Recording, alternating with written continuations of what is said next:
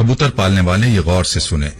रसूल अकरम सल्लल्लाहु अलैहि वसल्लम ने घरों में कबूतर पालने से मना क्यों किया? बिस्मिल्लाहिर्रहमानिर्रहीम। अस्सलामु अलैकुम रहमतुल्लाहि व बरकातुहू।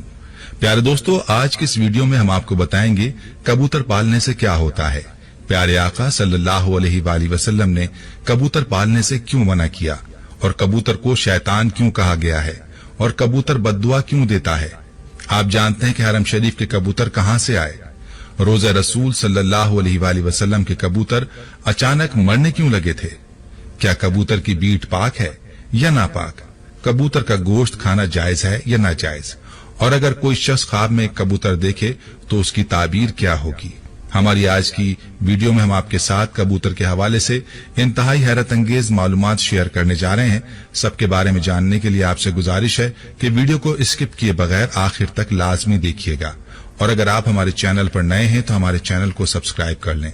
दोस्तों, कबूतर एक ऐसा खूबसूरत और दिलकश परिंदा है जो हर किसी को अच्छा लगता है, और यही वजह है कि ये परिंदा अक्सर घरों में पाया जाता है और घरों के अलावा अक्सर मज़ारों पर भी मौजूद रहता है। तफसीर रूहुल बयान में लिखा है कि अल्लाह के पैगंबर हजरत नूह अलैहिस्सलाम की कश्ती जूदी पहाड़ पर ठहरी तो अल्लाह के पैगंबर अलैहिस्सलाम ने तूफान के हालात मालूम करने के लिए एक कौवा भेजा कि जाओ और जमीन का जायजा लेकर आओ कि जमीन पर कितना पानी बाकी है, पानी खुश्क हुआ या नहीं। तो कौवा वहां से उड़ गया और उसे कोई मुर्दार मिल गया, और कौवा उस मुर्दार को खाने में मशगूल हो गया और फिर वापस पलटकर नहीं आया। उसे अल्लाह के पैगंबर का हुक्म भूल गया। उसके बाद हजरत नूह अलैहिस्सलाम ने कबूतर को जमीन का जायजा लेने के लिए भेजा, जो वापस आ गया। उसे पांव रखने की जगह ना मिली, उसे दोबारा भेजा गया तो फिर वापस आ गया। चंद दिन बाद उसे फिर भेजा गया तो अपनी चोंच में जैतून की एक टहनी लिए हुए था। उससे नूह अलैहिस्सलाम ने मालूम कर लिया कि पानी जमीन से कुछ ही ऊंचा रह गया है और दरख्त वगैरह उग चुके हैं। कुछ दिन बाद उसे फिर भेजा गया।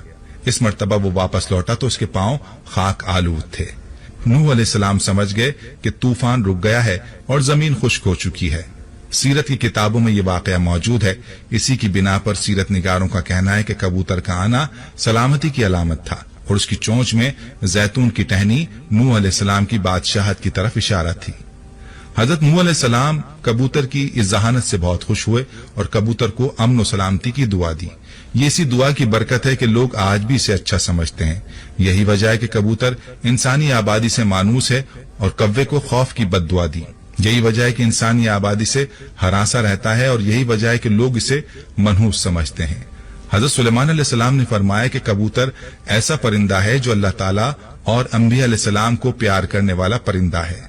कबूतर अल्लाह ताला और उसके अंबिया किराम अलैहिस्सलाम से दुनिया के तमाम परिंदों से ज्यादा प्यार करता है, और सब परिंदों की निस्बत कबूतर सबसे ज्यादा इबादत गुजार परिंदा है। कहा जाता है कि कबूतर जब भी जागता है अल्लाहू अल्लाहू का विर्द करता है और दिन रात अल्लाह ताला की इबादत में गुजारता है। कबूतर सब परिंदों की निस्बत ज्यादा बुलंदियों तक जा सकता है।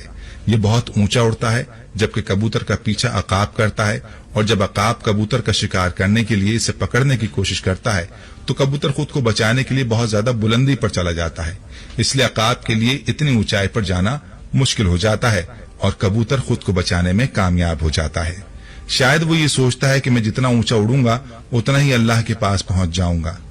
नाज़रीन, फुक़हा के नजदीक घरों में शौकिया परिंदे रखना या कबूतर पालना जायज है। शर्त यह कि इसकी ग़िज़ा सर्दी, गर्मी और बारिश से हिफाजत का इंतजाम किया जाए, और जब अहले खाना कहीं घर से बाहर जाएं तो उनकी ग़िज़ा और देखभाल का मुनासिब इंतजाम करके जाएं। मगर परिंदों को सताने के हवाले से मुमानियत है। जैसा कि अबू दाऊद में है कि हज़रत अब्दुल्ला इब्न मसूद रज़ी अल्लाह ताला अन्हु की रिवायत करदा एक हदीस में कबूतर का जिक्र मौजूद है कि कबूतर अल्लाह के पैगंबर इमामुल अंबिया जनाब मोहम्मद मुस्तफ़ा सल्लल्लाहु ताला अलैहि वसल्लम के सर अनवर पर मंडला रहा था और अपनी जबान से शिकायत कर रहा था कि किसी ने उसके घोंसले से अंडे उठा लिए हैं। हुजूर ताजदार खत्म नबूवत सल्लल्लाहु अलैहि वसल्लम ने सहाबा किराम रिज़वानुल्लाहि अलैहिम अजमईन में यह ऐलान किया कि किसने इस कबूतर के अंडे उठाए हैं। एक सहाबी रज़ी अल्लाह ताला अन्हु ने अंडा उठाना कबूल किया तो आप सल्लल्लाहु अलैहि वसल्लम ने उन्हें हुक्म दिया कि अंडे इसके घोंसले में वापस रख दिए जाएं। इस रिवायत से मालूम होता है कि परिंदों को सताना नाजायज है, इसलिए इससे रोका गया है। परिंदों की बद्दुआ लगती है, کیونکہ کبوتر بھی ان پرندوں میں شامل ہے جو کہ انبیاء علیہم السلام کا پسندیدہ رہا ہے۔ اس لیے اگر کبوتر کو ستایا جائے تو کبوتر بھی بد دعا دیتا ہے، لہذا کبوتر کو ستانے سے اجتناب کرنا چاہیے۔ دوستو، مکہ پاک تو آپ گئے ہوں گے، اگر نہیں گئے تو اللہ سے دعا ہے کہ اللہ تعالیٰ آپ کو اپنے گھر کی زیارت نصیب فرمائے، آمین۔ مکہ مکرمہ میں مسجد الحرام کے اطراف ثواب کی امید سے کبوتروں کی بڑی تعداد کو گندم ڈالتے ہوئے بہت سے لوگ نظر آتے ہیں۔ جیسے ہی اس مقدس شہر کی سرزمین پر پاؤں رکھا جائے تو کبوتروں کے جھنڈ لوگوں کا استقبال کرتے دکھائی دیتے ہیں۔ گردنوں کے نزدیک نیلے یا سبز مائل پروں والے کبوتر خصوصی اہمیت کے حامل ہوتے ہیں، اس لیے احرام کی حالت میں یا اس کے بغیر بھی کسی طور پر ان کبوتروں کا شکار جائز نہیں ہے۔ ان کے شکار یا قتل کی صورت میں فدیہ واجب ہو جاتا ہے۔ ایک روایت میں ہے کہ یہ کبوتر ان کبوتروں کی نسل سے ہیں جنہیں رسول اللہ صلی اللہ علیہ وآلہ وسلم کے غار ثور میں قیام کے دوران غار کے دروازے پر گھونسلے بنا ڈالے تھے اور انڈے دے دیے تھے۔ ایک دوسری روایت کے مطابق حرم مکہ کی کبوتروں کی نسل کا تعلق ان ابابیل پرندوں سے ہے جو سمندر کی جانب سے آئے تھے، اور انہوں نے اپنے پنجے میں پتھر اور کنکریاں تھام رکھی تھیں تاکہ بیت اللہ کو منہدم کرنے کے ارادے سے آنے والے یمن کے بادشاہ کو باز رکھا جائے، کیونکہ وہ بیت اللہ کو منہدم کرنے کی نیت سے آیا تھا۔ یمن کے بادشاہ سے مراد یعنی حبشہ کا بادشاہ، جسے آج کل ایتھوپیا کہا جاتا ہے۔ ایتھوپیا کا پرانا نام حبشہ ہے۔ دوستو، ایک مرتبہ انتظامیہ نے مسجد نبوی صلی اللہ علیہ وآلہ وسلم کے حرم انور کو صاف ستھرا رکھنے کی نیت سے فیصلہ کیا کہ حرم شریف میں کبوتروں کے لیے دانہ بالکل نہ ڈالا جائے۔ اسی طرح کبوتر دانوں کی تلاش کے لیے دوسری طرف منتقل ہو جائیں گے۔ اس حکم پر عمل تو کیا گیا، تو کئی دنوں تک دانہ نہیں ڈالا گیا، لیکن کبوتروں کا گنبد خضرا سے محبت کا یہ عالم تھا کہ بھوک سے مر رہے تھے، لیکن آستانہ رسول اللہ صلی اللہ علیہ وآلہ وسلم چھوڑنے کے لیے تیار نہ تھے۔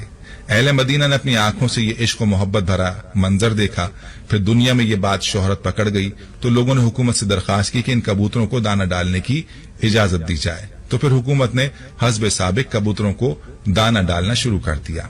دوستو، کبوتروں کی جو بیٹ ہوتی ہے وہ پاک ہے، اور چادر کے جس حصے پر لگی ہو صرف اسی حصے کو دھو لیں، باقی پورا چادر دھونا ضروری نہیں۔ اس کا گوشت کھانا بھی جائز ہے اور حلال ہے۔ دوستو، اب بات کرتے ہیں کہ پیارے آقا صلی اللہ علیہ وآلہ وسلم نے کبوتر پالنے سے منع کیوں کیا۔ امام بخاری رحمۃ اللہ علیہ ادب المفرد میں حضرت ابو ہریرہ رضی اللہ عنہ سے روایت کرتے ہیں کہ نبی کریم صلی اللہ علیہ وآلہ وسلم نے ایک شخص کو کبوتر کے پیچھے لگا ہوا دیکھا تو فرمایا، شیطان شیطان کے پیچھے لگا ہوا ہے۔ اس حدیث میں کبوتر کو شیطان کہنے کا مطلب یہ ہے کہ کبوتر یا دیگر پرندے اڑانے کو مشغلہ بنانے والا اور ہر وقت ان کے ساتھ مشغول رہنے والا عموماً فرائض اور دیگر عبادات کی ادائیگی سے غافل ہو جاتا ہے۔ چونکہ اس غفلت کا سبب کبوتر اڑانے کا مشغلہ ہوتا ہے، لہذا کبوتر بازی کے مشغلے کو ہی شیطانی عمل سے تعبیر کیا گیا ہے۔ اگر کبوتر بازی آپ کو اللہ اور فرائض سے دور کر دے تو اس صورت میں اس کو سخت ناپسند کیا گیا ہے۔ اب اگر خواب میں کبوتر دیکھنے کی تعبیر کی بات کی جائے تو خواب میں کبوتر کی تعبیر امین، صادق، اچھے دوست اور باوفا محبوب سے دی جاتی ہے۔ بس اوقات خواب میں کبوتر کا نظر آنا ایسی بابرکت، حسین و جمیل عورت کی طرف اشارہ ہوتا ہے جو کہ اپنے شوہر کے علاوہ کسی اور کی خواہش مند نہ ہو۔ اگر خواب میں کبوتر کسی مریض کے سر پر بیٹھا ہوا دکھائی دے تو اس کی تعبیر مریض کی موت سے بھی دی جاتی ہے۔ اگر آدمی کبوتر اور کبے کو ایک جگہ جمع کر کے یعنی ان کو ایک جگہ دیکھ لے تو تعبیر یہ ہوگی کہ وہ قوم کی قیادت کرے گا، کیونکہ ہر وہ چیز جو خواب میں اپنے غیر جنس کے ساتھ جمع ہو اس کی تعبیر قیادت سے ہوتی ہے۔ خصوصاً کبوں کے سلسلے